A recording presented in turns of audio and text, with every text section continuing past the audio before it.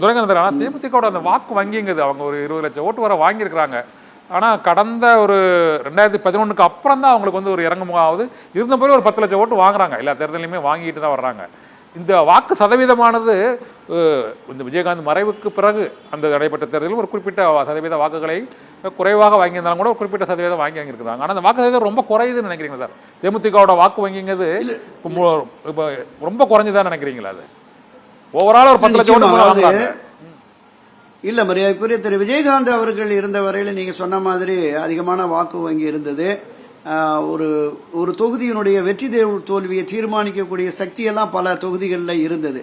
ஆனால் இன்றைக்கு அது அந்த அளவிற்கு இல்லை. திரு விஜயகாந்த் அவர்கள் சார்ந்த அந்த சமுதாய வாக்குகளும் தொடக்க முதலே அவருடைய ரசிகர் மன்றத்தில் இருந்து வந்து அரசியல் நிலைப்பாட்டிற்கு வந்து நிர்வாகிகளாக வந்த அந்த வாக்கு வங்கி தான் இருக்கு. திரு விஜயகாந்த் அவர்கள் மரணத்திற்கு வந்த அந்த கூட்டம் இப்போதும் கூட அவருடைய நினைவிடத்துக்கு மக்கள் போய் வர்றாங்க. இப்போ இந்த அடிப்படையில் வந்து இதற்கு இன்னும் வாக்கு வங்கி இருக்கிறதுங்கிற மாதிரியான ஒரு பொதுவெளி தோற்றம் இருக்கிறது. ஆனால் யதார்த்த நிலை என்பது அதிகபட்சமாக 1% 2% மேல் வருவதற்கான வாய்ப்பு இல்லை அப்படிங்கிறது தான் இப்போதைய கள யதார்த்தம். கண்ணன், ஓகே. ஆனால் தேமுதிகவுக்கு அந்த 2-3% வாக்குகள், ஆனால் எந்த தொகுதியிலும் வந்து வெற்றி தோல்வியை தீர்மானிக்கக்கூடிய சக்தியா இல்லாத நிலையில பாட்டாளி மக்கள் கட்சி பொறுத்தவரை தற்போது ஏற்பட்டுள்ள அந்த சூழ்நிலை, ஒரு புறம் அவர் நிர்வாகிகளை நீக்கி கொண்டிருக்கிறார், இவர் ஒரு பக்கம் சேர்த்து கொண்டிருக்கிறார். இந்த பிரச்சனை ஒரு முடிவுக்கு வந்தாலுமே பாட்டாளி மக்கள் கட்சியானது இந்த தேர்தலில் அவங்க பாரதிய ஜனதா கட்சியை அவர் வெளிப்படையாகவே ராமதாஸ் விமர்சிச்சிட்டார். இந்த நிலையில் அது பாஜகவோட அந்த தேசிய ஜனநாயக கூட்டணியில் பாட்டாளி மக்கள் கட்சி தொடரும்னு நினைக்கிறீங்களா 2026 தேர்தலில்? இல்லை, ஒரு துரதிருஷ்டவசமாக பாட்டாளி மக்கள் கட்சியில் இந்த தந்தை மகன் மோதல் வந்து ஒரு பெரிய சரிவை பின்னடைவை ஏற்படுத்தியிருக்கு. அந்த கட்சியில் இருக்கிற தலைமை நிர்வாகிகளிலிருந்து கீழே இருக்கிற நிர்வாகிகள் வரைக்கும் மனவேதனையோடு இருக்கிறதாக தான் அவங்க பொதுவெளிகளில் தங்களுடைய கருத்துக்களை பகிர்ந்து வருகிறார்கள். மரியாதைக்குரிய ராமதாஸ் அவர்கள் எப்போதுமே இந்த திராவிட கட்சிகளோடு இணைந்து தேவையான அளவுக்கு இடங்களையும் தேவையான அளவிற்கு அந்த தேர்தல் செலவு தொகைகளையும் பெற்று வந்தார். அவருக்கு வந்து அவ்வப்போது சூழலுக்கு ஏற்ப மத்தியில் ஆட்சி அதிகாரத்திற்கு வரக்கூடிய வாய்ப்பு இருக்கிற பொழுது அவர்களோடு இணைந்து தேர்தலை எதிர்கொண்டார். மத்திய அமைச்சரவையில் மகன் உட்பட, தலித் எழில்மணி உட்பட, அமைச்சர் சண்முகம் உட்பட பலரையும் அமைச்சரவைக்கு கொண்டு வந்தார். ஆனால் கடந்த 2024 தேர்தலில் அதிமுகவோடு தான் நாம் கூட்டணி என்கிற முடிவை எடுத்து அவர் காய் நகர்த்தி கொண்டிருக்கிற பொழுது திரு அன்புமணி அவர்கள் இல்ல என்டிஏவில் தான் நம்ம இருக்கணும் அப்படி என்ன கருதினார்னா, ஒரு மக்களவையோ மாநிலங்களவையோ நாம் வெற்றி பெற்று போனா மீண்டும் மத்திய அமைச்சரவையில் தனக்கு இடம் கிடைக்கும்.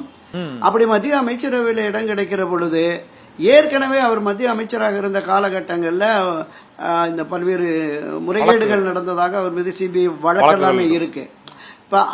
அதை சரிப்படுத்தி விடலாம், தொடர்ந்து ஒரு தேசிய அரசியலில் நாம இருக்கணும் அப்படிங்கிற மாதிரி அவர் மத்திய அமைச்சராக இருக்கும் போது இருந்த அந்த ஒரு செல்வாக்கு என்பது, டெல்லி வட்டார செல்வாக்கு என்பதுல அவருக்கு ஒரு பெரிய ஈர்ப்பு வந்துருச்சு.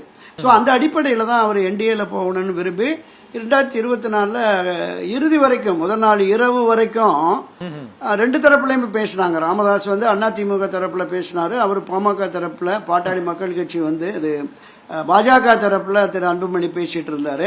கடைசியில் அன்புமணி தான் வெற்றி பெற்றார்.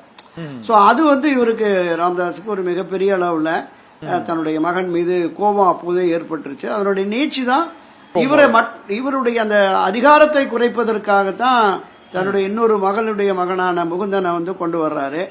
அப்போதே நம்ம பார்த்தோம் பொதுக்குழுவில் அந்த மேஜையில் அந்த மைக்கை தூக்கி வீசிட்டு கிளம்பி போயிட்டாரு.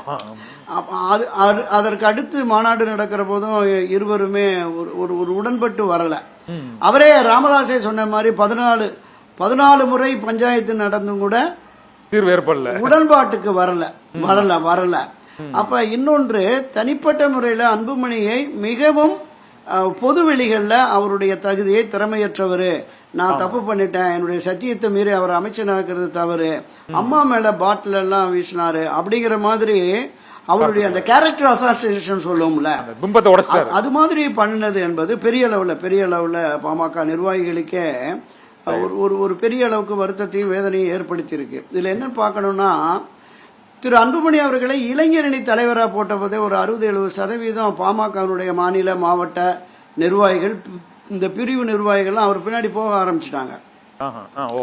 திரும்ப கட்சியினுடைய தலைவராக அன்புமணியை அறிவிச்சு அவர்தான் முதல்வர் வேட்பாளர்னு களம் இறங்கின பொழுது ஒரு 80-90% பேர் திரு அன்புமணி பின்னால் அணிவகுக்க தொடங்கி விட்டார்கள். திரு ராமதாஸ் அவர்களோடு யார் இருக்காங்கன்னா, அரசியலுக்கு அவரால் அழைத்து வரப்பட்டு சில மாநில மாவட்ட பொறுப்பாளராக இருந்த ஒரு 50-60 வயது கடந்தவர்கள் தான் ஐயா சொன்னா சரி, ஐயா தான் குலதெய்வம்னு போறாங்க.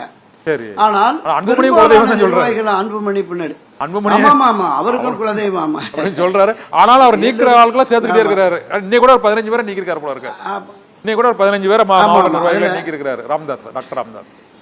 இதுல அது எந்த அளவுக்கு சாத்தியம்னு தெரியல. என்னன்னா, அந்த கட்சியினுடைய சட்டத்திட்ட விதிகள்ல நிறுவன தலைவருக்கு என்ன அதிகாரம் இருக்கிறது, கட்சியின் தலைவருக்கு தேர்ந்தெடுக்கப்பட்ட பொதுக்குழுவால் தேர்ந்தெடுக்கப்பட்ட அந்த நிர்வாகிகளுக்கு என்ன அதிகாரம் இருக்கிறது அப்படிங்கிறது நமக்கு தெரியல. அன்புமணி என்ன சொல்றாருன்னா, நான் பொதுக்குழுவால் தேர்ந்தெடுக்கப்பட்ட தலைவனான எனக்கு தான் அதிகாரம் இருக்கிறது, நிறுவன தலைவருக்கு எந்த அதிகாரமும் இல்லை அப்படிங்கிறாரு. ஆனா நான் தொடங்கின கட்சி, நான் எடுக்கிறது தான் முடிவு, என்னுடைய கருத்துக்கு உடன்பட்டு இருந்தா இருங்க, இல்லாட்டினா வெளியில போகுங்கிறார். இன்னொரு தரப்பு என்ன சொல்றாங்கன்னா, ஐயாவுக்கு 80-84 வயசு ஆயிடுச்சு, பையன் கையில பொறுப்பு கொடுத்துட்டாரு, அவங்க ஒதுக்கி இருக்கிறது தான் நல்லது அப்படின்னு ஒரு தரப்பு சொல்றாங்க. விரைவில் பொதுக்குழுவை கூட்டி ராமதாசையே கட்சியிலிருந்து ஓய்வெடுக்க அனுப்புவோம் அப்படிங்கிற மாதிரி அன்புமணி ஆதரவாளர்கள் பொதுவெளிகள்ல பேசுறாங்க. இவர் திரு அன்புமணி அவர்கள் அதுதான் இப்ப அன்புமணி அவர்கள் ராமதாஸ் ராமதாஸ் மேல உள்ள ஒரு அனுதாபம் மாறிடுமா, இல்லைன்னா அது அவரை ரொம்ப அது ஒதுக்கினா அது தொண்டர்கள்ட்ட ஒரு சோர்வு, ஒரு ஏமாற்றமான சூழ்நிலை ஏற்படுமா, வருத்தப்படுவாங்களா, அந்த மாதிரியான ஒரு சூழ்நிலை ஏற்படுவதற்கான வாய்ப்பு? நிச்சயமா அந்த மாதிரி திரு ராமதாஸை வெளியேற்றக்கூடிய முடிவுக்கு நிச்சயமா வரமாட்டாங்கன்னு தான் நான் நம்புறேன்.